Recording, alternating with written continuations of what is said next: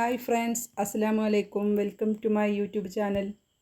ചോറിനും ചപ്പാത്തിക്കും പറ്റിയ ഒരു അടിപൊളി മീൻ കറി കണ്ടാലോ? അതിനായിട്ടൊരു മൺചട്ടി സ്റ്റൗവിൽ വെച്ച് അതിലേക്ക് ചൂടായതിന് ശേഷം ഓയിൽ ഒഴിച്ച് കടുകും ഉലുവയും ഇട്ട് പൊട്ടി വന്നതിന് ശേഷം ഇഞ്ചിയും വെളുത്തുള്ളിയും വലിയ ജീരകവും ചതച്ചത് ചേർത്ത് കൊടുക്കുക.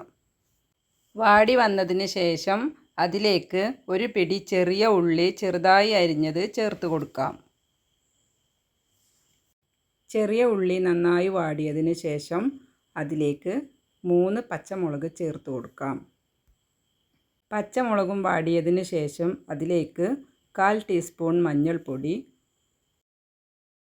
1/2 ടീസ്പൂൺ മുളക് പൊടി, 1/4 ടീസ്പൂൺ മല്ലിപ്പൊടിയും ചേർത്ത് എരിവിന് ആവശ്യമുള്ളത് നിങ്ങൾക്ക് കൂട്ടും കുറക്കുകയൊക്കെ ചെയ്യാം കേട്ടോ.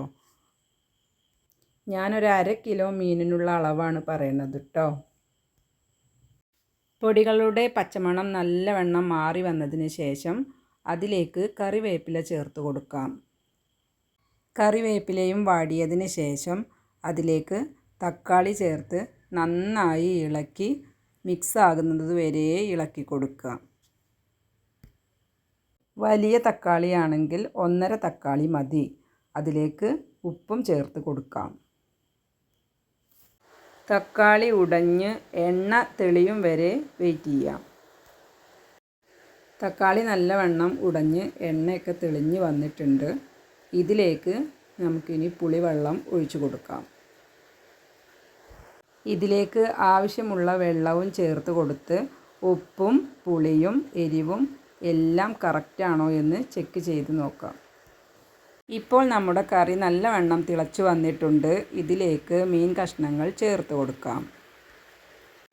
അയില മീൻ കഷ്ണങ്ങളാണ് ഞാൻ ഇട്ട് കൊടുത്തിട്ടുള്ളത്. മീൻ കഷ്ണങ്ങൾ ഇട്ട് 10 മിനിറ്റ് വേവിച്ച് കഴിഞ്ഞാൽ എണ്ണ തെളിഞ്ഞു വരും. 10 മിനിറ്റ് വെന്തതിന് ശേഷം എണ്ണയൊക്കെ തെളിഞ്ഞു വന്ന് നമ്മുടെ മീൻ കറി റെഡി. എല്ലാവരും ഇങ്ങനെ ഒന്ന് ട്രൈ ചെയ്ത് നോക്കുക. എൻ്റെ വീഡിയോ ഇഷ്ടമായാൽ കമൻറ്റ് ചെയ്യുക, ലൈക്ക് ചെയ്യുക, ഷെയർ ചെയ്യുക, സബ്സ്ക്രൈബ് ചെയ്യുക. Thank you for watching.